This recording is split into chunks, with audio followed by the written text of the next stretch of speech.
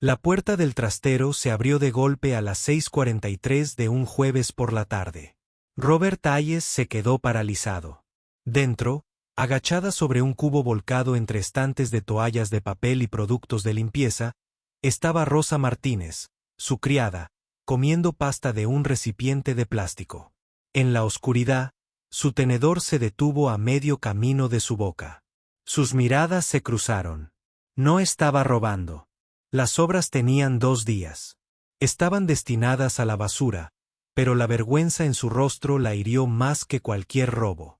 Se puso de pie tan rápido que el cubo se volcó.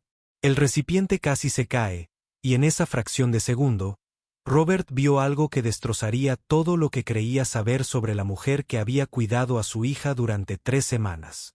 Algo que lo obligaría a seguirla a casa una noche lluviosa, algo que revelaría una verdad que había sido demasiado ciego para ver. Lo que descubrió en ese estrecho apartamento al otro lado de la ciudad no solo le rompió el corazón. Lo reconstruyó por completo. La cafetera silbaba a las 6:15 cada mañana, el mismo sonido mecánico que había marcado el comienzo de los días de Robert Hayes durante los últimos 3 años. Se quedaba de pie junto a las ventanas de su ático, observando cómo la ciudad comenzaba a despertar, mientras el vapor de su taza se elevaba entre él y el vaso como un fino velo que separaba 2 mundos. El apartamento estaba en silencio salvo por ese siseo, ese tipo de silencio que parecía caro, aislado por paredes gruesas y alfombras aún más gruesas que engullían los pasos. Sobre la encimera de mármol había una segunda taza ya preparada, ya enfriándose, esperando a alguien que no volvería a beberla. Robert Hayes había construido un imperio en el sector inmobiliario comercial para cuando cumplió 38 años, el tipo de éxito que llegaba con los áticos y los ascensores privados, y un nombre que hacía que los asociados junior se arreglaran los lazos. Sus días se medían en contratos y conferencias telefónicas, en decisiones que movían millones de una columna a otra en hojas de cálculo que ya casi no miraba. Los números habían dejado de significar nada tras la muerte de Catherine, pero él seguía haciéndolos crecer de todos modos, porque eso era lo que sabía hacer. Lo único que aún tenía sentido cuando todo lo demás se había desmoronado de maneras que no podía arreglar con dinero, reuniones ni la pura fuerza de voluntad que le había permitido conseguir todo lo demás en la vida. El apartamento reflejaba su éxito con líneas limpias y tonos neutros, muebles de diseño en los que nadie se sentaba, arte en las paredes elegido por alguien a quien le había pagado para que lo eligiera. Todo tenía su lugar. Todo era perfecto, y nada se sentía como en casa. Los juguetes de Harper estaban confinados en su habitación, su mochila colgaba del mismo gancho todos los días. Su tazón de cereales, lavado y guardado antes de irse a la escuela. Orden era todo lo que le quedaba por darle, estructura en lugar de la calidez que ya no parecía alcanzar, enterrada en algún lugar bajo el peso de las hojas de cálculo y el silencio. Harper tenía 8 años ahora, con el cabello oscuro de su madre y sus ojos grises, una combinación que a veces dolía mirar a la luz de la mañana. Se movía por el apartamento como un fantasma, silenciosa como los niños al descubrir que su presencia era más llevadera si era pequeña. Comía su cereal sin hablar, preparaba su propia comida de los recipientes que él dejaba en la nevera, se ataba los zapatos con la cuidadosa concentración de quien ha aprendido a no pedir ayuda.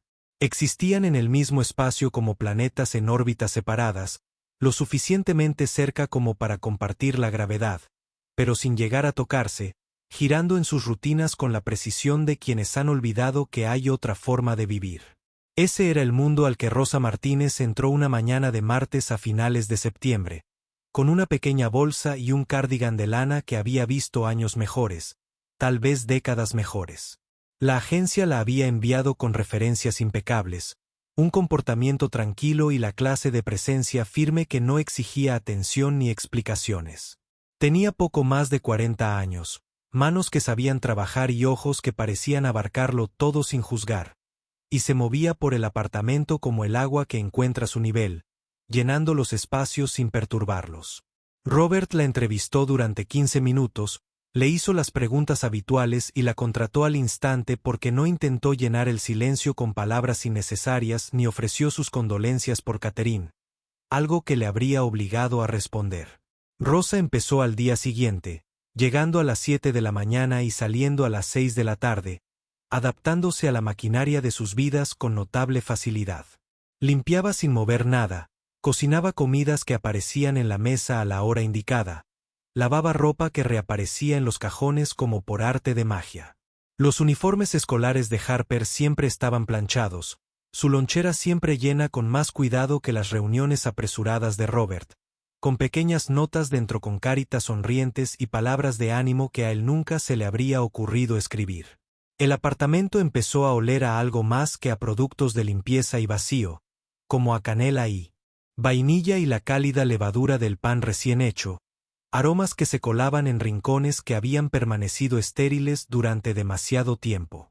Pero Rosa nunca comía con ellos. Robert lo notó la primera semana, como preparaba comidas elaboradas y luego desaparecía en el lavadero o el trastero mientras comían, saliendo solo para recoger y lavar los platos. Cuando él le decía que se sirviera algo en la cocina, ella asentía con una leve sonrisa y le daba las gracias. Pero él nunca la vio coger nada. Traía su almuerzo en un recipiente pequeño, lo comía rápido durante el descanso y solo bebía agua del grifo, nunca el agua embotellada del refrigerador ni el café de la costosa máquina que silbaba cada mañana. También había algo en el cardigan. Robert lo había notado el primer día y seguía notándolo por cómo le caía sobre el cuerpo, los codos desgastados y delgados, el color desvanecido del azul marino a algo más cercano al gris. Después de la segunda semana, dejó una caja de ropa en la lavandería. Ropa que Catherine había comprado pero nunca usado, con las etiquetas de diseñador aún pegadas, de una calidad que duraría años.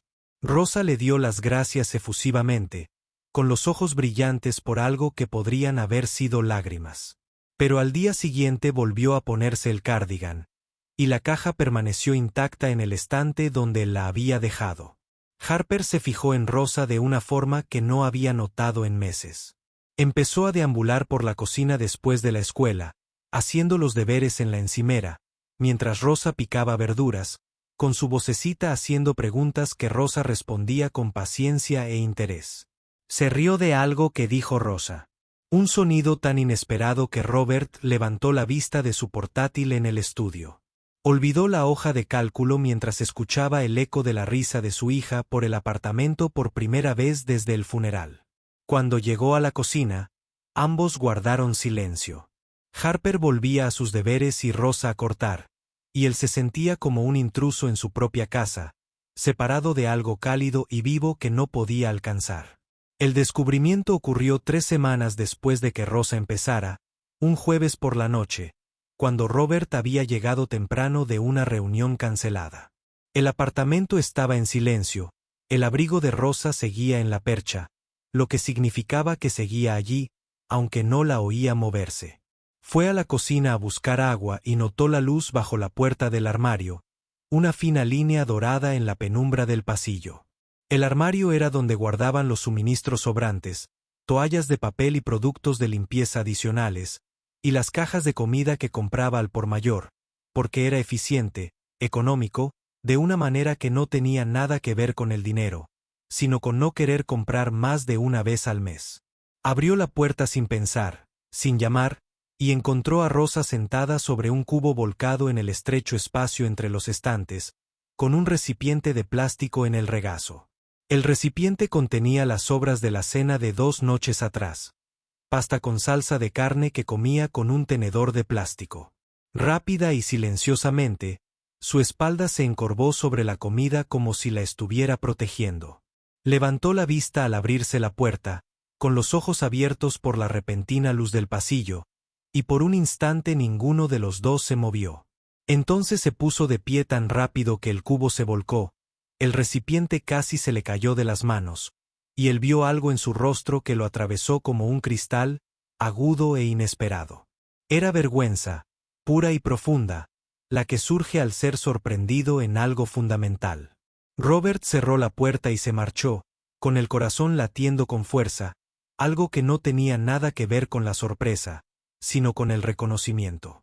Había visto hambre antes, en su infancia, en el cuidadoso racionamiento de comida de su madre cuando su padre se iba, en la forma en que le daba sus porciones y afirmaba haber comido antes. Había amasado su fortuna para escapar de esa sensación, de esa impotencia. Y allí estaba, en su propia casa, escondido en un armario, comiendo sobras a oscuras porque la luz podría delatarla. Esa noche permaneció despierto en su cama, mirando al techo, pensando en el cardigan y la caja de ropa intacta, en cómo Rosa nunca cogía nada, nunca pedía nada, en el cuidado con el que envolvía las sobras después de cenar, siempre en recipientes, siempre cerrados con tapas como si las estuviera preparando para el transporte. Pensó en la risa de Harper en la cocina, en las notas en la lonchera, en cómo se iluminaba el rostro de su hija cuando Rosa le preguntaba cómo había ido el día. Pensó en la pasta en el recipiente de plástico, en el cubo volcado, en comer a oscuras porque la alternativa era preguntar, y preguntar significaba admitir la necesidad, y la necesidad significaba ser vulnerable de maneras que la supervivencia le había enseñado a evitar. Las preguntas llegaron lentamente al principio, luego más rápido, atiborrando sus pensamientos como invitados a una fiesta que no había planeado organizar. ¿Por qué se escondería para comer las sobras que él le habría dado libremente? ¿Por qué usar el viejo cardigan cuando había mejores opciones sin usar? ¿El lavadero? ¿Por qué traer su propio y escaso almuerzo cuando la nevera estaba llena de comida que él le había dicho que se sirviera? Las respuestas estaban ahí, flotando más allá de su comprensión, requiriendo que viera más allá de la superficie de su propio privilegio, que reconociera que una invitación a servirse podría sonar diferente a alguien que había aprendido que tomar cualquier cosa, incluso cuando se le ofrecía, conllevaba costos invisibles y expectativas tácitas. Empezó a observarla al día siguiente, no de forma obvia, no de maneras que la incomodaran, sino con la atención que solía reservar para los informes financieros y las negociaciones de contratos. Se fijó en cómo se movía por el apartamento con un impacto mínimo, tocando solo lo que necesitaba ser tocado, usando solo lo que necesitaba ser usado. Se fijó en cómo repartía las comidas, siempre generosas para él y Harper, siempre con sobras que guardaba cuidadosamente después de que terminaban de comer. Se fijó en cómo rechazaba sus ofertas con indiferencia, con sonrisas y agradecimientos que creaban la ilusión de elección sin realmente elegir nada para sí misma. Él se dio cuenta, y ese darse cuenta despertó algo en el que había estado cerrado durante 3 años.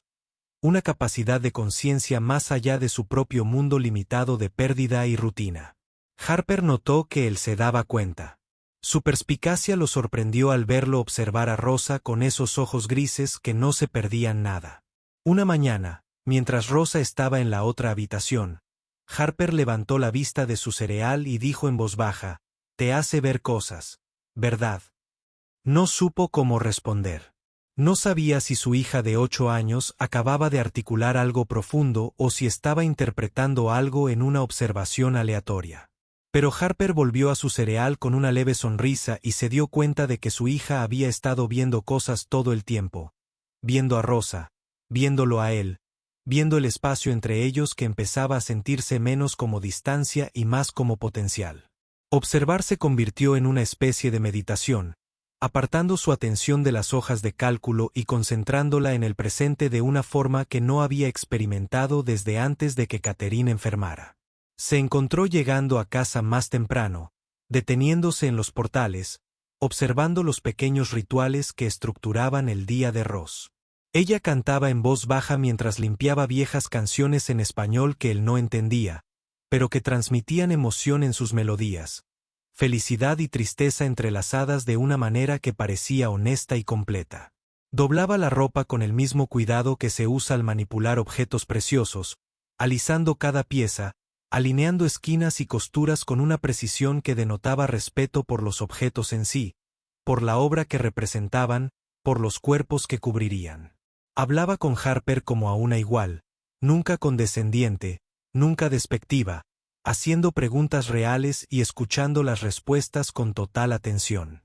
Recordaba detalles, seguía historias, notaba cortes de pelo, zapatos nuevos y cambios de humor. Ella estaba presente de maneras que Robert había olvidado que eran posibles, maneras que abandonó cuando el dolor lo vació, dejando solo las partes mecánicas funcionando. Observarla le hizo consciente de su propia ausencia, no de forma desagradable, sino clara, como mirarse en un espejo y ver la verdad de uno mismo reflejada sin dulzura ni excusa. 3 días después del incidente del armario, la vio de nuevo empacando las obras, pero esta vez la observó desde la puerta del estudio, oculta en la sombra. Trabajaba metódicamente, dividiendo el resto de la olla, el asado y las verduras en 3 recipientes separados, sellando cada uno con cuidado y apilándolos en su bolso con la delicadeza de quien maneja algo irreemplazable. Limpió la cocina hasta dejarla reluciente, limpió las encimeras que ya estaban limpias, revisó la cerradura de la puerta del refrigerador 2 veces y luego se quedó un momento con la mano apoyada en la encimera. Con la cabeza gacha, sus hombros cargando un peso que él no podía nombrar, pero que de repente podía sentir. Quería preguntar. La pregunta se le atormentaba en la garganta cada vez que la veía. Cada vez que ella se negaba a tomar café, a sentarse o a envolver la comida que había cocinado pero que no comía en su presencia, preguntarle parecía una intrusión, como obligarla a explicar algo que le correspondía mantener en privado, como exigir vulnerabilidad como pago por un empleo. Él había amasado su fortuna sabiendo cuándo presionar y cuándo esperar, interpretando las situaciones y calculando sus movimientos para obtener el máximo efecto. Pero esto no eran negocios, y Rosa no era un trato para negociar. Era una persona con su propia historia, sus propias razones, su propia dignidad, y él no tenía derecho a ceder, ni siquiera con buenas intenciones. Así que no preguntó, pero se adaptó. Empezó a cocinar más, preparando porciones adicionales con la excusa de preparar las comidas de la semana, dejando la comida en recipientes fáciles de transportar. Compraba alimentos con más frecuencia, llenando la despensa con productos básicos que nunca parecían escasear. Compraba los alimentos básicos que duraban, que podían alimentar a una familia, que no requerían refrigeración ni preparación. Dejaba dinero en efectivo en sobres en la lavandería, etiquetados vagamente como bonificaciones o regalos navideños, siempre más de lo razonable, siempre con notas informales que no requerían reconocimiento ni agradecimiento. Rosa aceptaba el dinero, pero no la comida. Y no entendía por qué hasta que Harper mencionó de pasada que Rosa caminaba hasta la parada del autobús todas las noches, incluso bajo la lluvia, incluso cuando él se había ofrecido a llamarla. Caminar significaba cargar, y cargar tenía límites, y de repente los contenedores cobraron sentido. El racionamiento cuidadoso, las decisiones que priorizaban la portabilidad sobre la cantidad. Solo podía llevar lo que podía cargar. Y ya cargaba más de lo que él creía. Peso, responsabilidades tanto literales como metafóricas que se extendían más allá de este apartamento y a una vida de la que no sabía nada. La investigación comenzó sin una decisión consciente, más curiosidad que intención. Pequeñas preguntas a la agencia que la había enviado, preguntas casuales que le parecían incorrectas incluso al hacerlas, pero que no podía evitar seguir. La agencia era profesional y discreta, y solo le proporcionaba la información relevante para el empleo. Pero entre líneas, leyó una historia de constancia y dificultades, de referencias de familias que elogiaban su ética laboral y su fiabilidad, de lapsos de tiempo que sugerían dificultades, de una dirección en un barrio que solo conocía por las estadísticas de delincuencia y las propuestas de renovación urbana que nunca se materializaron. Buscó la dirección en un mapa, ampliando la vista de la calle, y vio hileras de edificios idénticos con pintura descascarada y balcones hundidos, lavanderías y tiendas de barrio con rejas en las ventanas, paradas de autobús donde la gente esperaba con un clima que los suburbios habían aprendido a evitar, con puertas de garaje con mandos a distancia. Estaba a 24 kilómetros de su ático, pero bien podría haber sido otro país, otro siglo, una comprensión diferente de lo que significaba sobrevivir un día. Y Rosa lo recorría 2 veces al día, caminando, golpeando y volviendo a caminar, cargando todo lo que podía, moviéndose entre mundos que existían en la misma ciudad, pero que funcionaban con principios completamente diferentes. Harper enfermó un martes por la noche. Una fiebre que le subió de repente y sumió a Robert en un pánico que el dinero no podía solucionar. Llamó a Rosa sin pensar, aunque eran más de las 9, aunque ella se había ido a casa hacía horas, con la voz tensa por una preocupación que lo sorprendió por su intensidad. Ella contestó al segundo timbrazo y llegó en menos de una hora. Llegó sin aliento y preocupada, con el cardigan mal abrochado por las prisas. Tomó el relevo con serena eficiencia, enjuagando la frente de Harper con agua fría, controlando su temperatura, cantando suavemente en español, mientras Robert paseaba por el pasillo, sintiéndose inútil y asustado. La fiebre de Harper bajó alrededor de las 2 de la madrugada, y su temperatura volvió a la normalidad en las horas tranquilas en que la ciudad dormía y el ático se sentía enorme e íntimo. Rosa se quedó en la silla junto a la cama de Harper, con la mano en la frente de la niña, y su voz era un murmullo de consuelo y tranquilidad.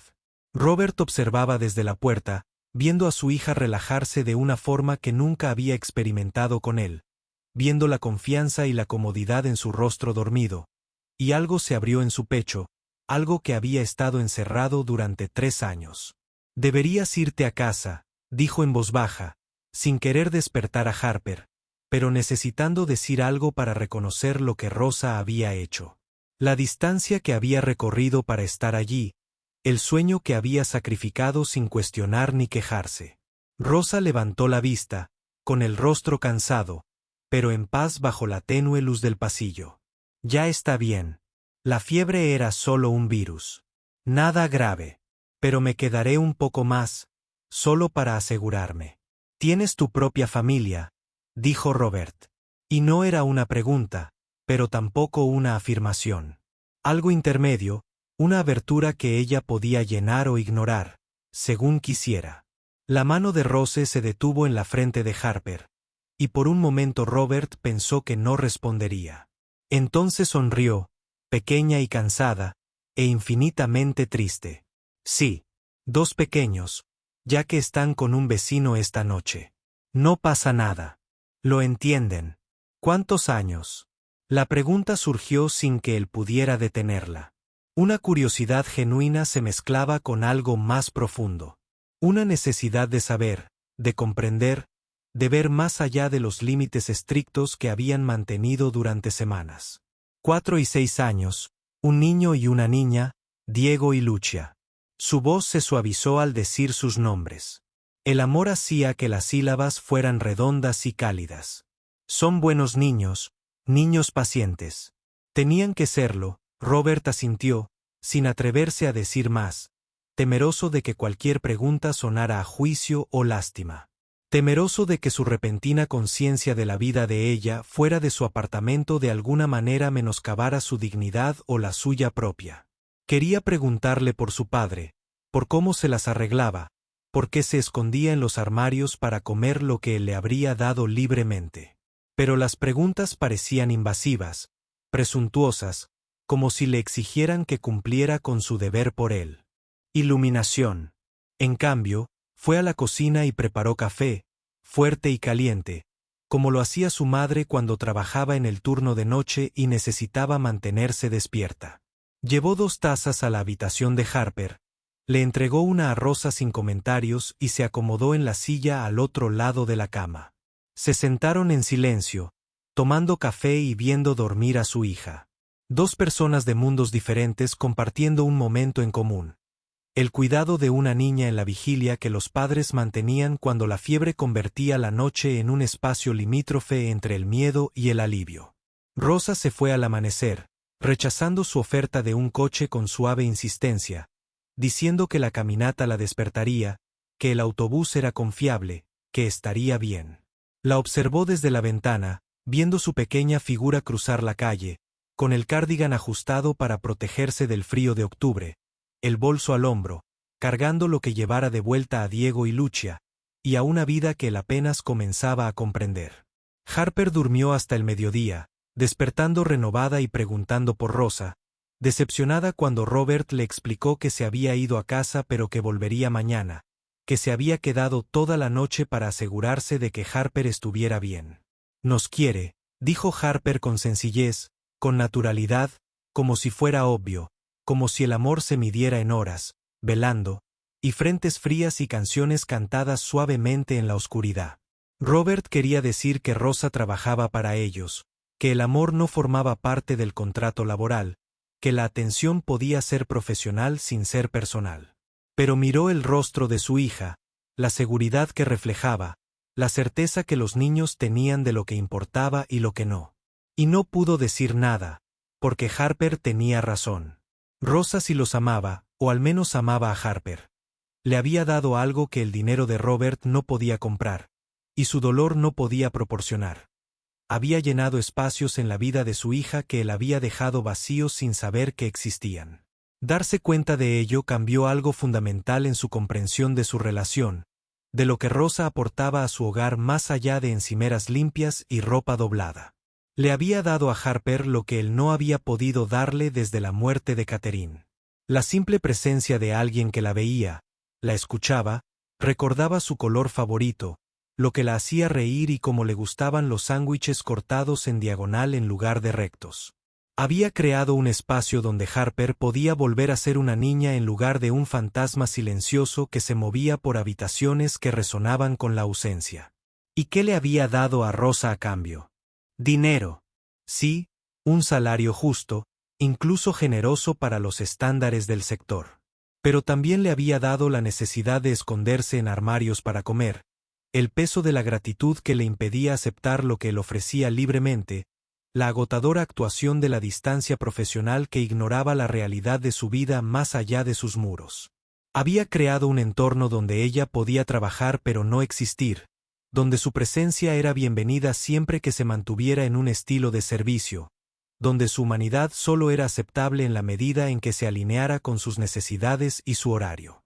El pensamiento le pesaba en el estómago mientras preparaba sopa para Harper para el almuerzo, mientras trabajaba desde casa esa tarde, con un oído siempre atento a la habitación de su hija, mientras se daba cuenta de cuánto de su vida durante los últimos 3 años se había centrado en el control, en gestionar variables, en crear orden en lugar del caos que representaba el dolor. Había construido muros a su alrededor y a Harper, gruesos y altos, dejando entrar solo lo que podía categorizar y compensar, dejando fuera cualquier cosa que pudiera exigirle sentir más allá del estrecho margen que había asignado a la emoción.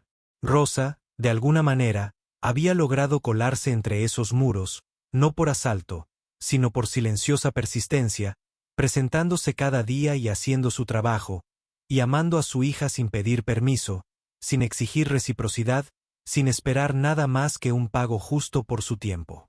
Se había vuelto esencial no con gestos dramáticos, sino con pequeñas bondades acumuladas, con notas en las loncheras y canciones, mientras limpiaba y se quedaba a dormir, cuando la fiebre requería vigilancia y su pánico requería firmeza. Él quería hacer algo por ella, algo significativo, algo más allá de los sobres con dinero que ella cogía, pero claramente eso no era suficiente.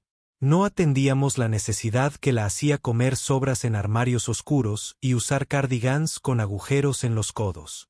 Pero cada opción le parecía incorrecta, excesiva o insuficiente, condescendiente o insuficiente, el tipo de gesto que lo haría sentir mejor sin realmente ayudarla. Eso lo posicionaría como su salvador en lugar de verla como su igual. La respuesta le llegó el jueves por la noche, al ver a Rosa empacar las sobras de nuevo, el mismo ritual minucioso que había presenciado docenas de veces. Esta vez lo vio con claridad, vio más allá de sus propias suposiciones y se adentró en la realidad que ella vivía. Ella no tomaba la comida porque tuviera hambre, al menos no principalmente. Se la llevaba a casa, a Diego y Lucia, para alimentarlos. Preocupada por sus hijos, asegurándose de que tuvieran carne y verduras, y la nutrición que jamás podría permitirse con su propio presupuesto. Las sobras no eran robo ni desesperación. Eran amor, práctico y decidido.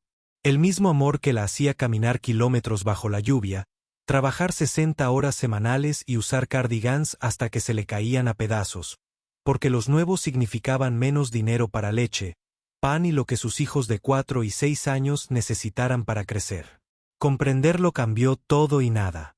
Robert aún no sabía qué hacer, cómo ayudar sin herir, cómo dar sin quitarle la dignidad que Rosa portaba como una armadura contra un mundo que probablemente había intentado arrebatársela más veces de las que él podía imaginar. Pero sabía que tenía que intentarlo. Tenía que encontrar una manera de superar su propia incomodidad y privilegio. Tenía que arriesgarse a equivocarse en lugar de no hacer nada fingiendo respetar su privacidad. Viernes por la mañana. Llegó a la cocina antes de lo habitual y encontró a Rosa ya allí, preparando el desayuno con su habitual eficiencia y discreción. Harper seguía dormida. El apartamento estaba en silencio, salvo por el sonido de los huevos al batirse y el pan al tostarse, sonidos domésticos que parecían a la vez comunes y preciosos a la luz de la mañana. Rosa, dijo.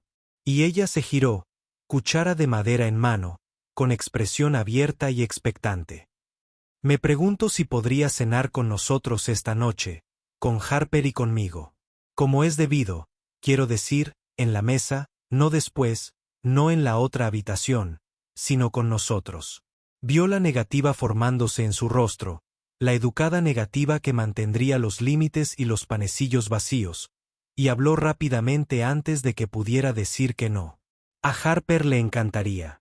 Habla de ti constantemente, y a mí también me gustaría, si estás dispuesta.